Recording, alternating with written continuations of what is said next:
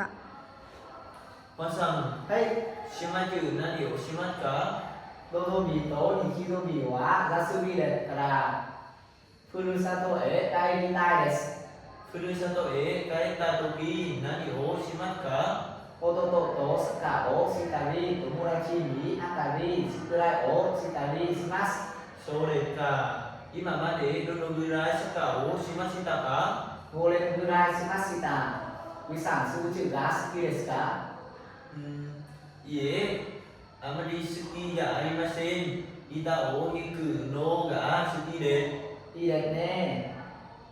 学生の時行きました。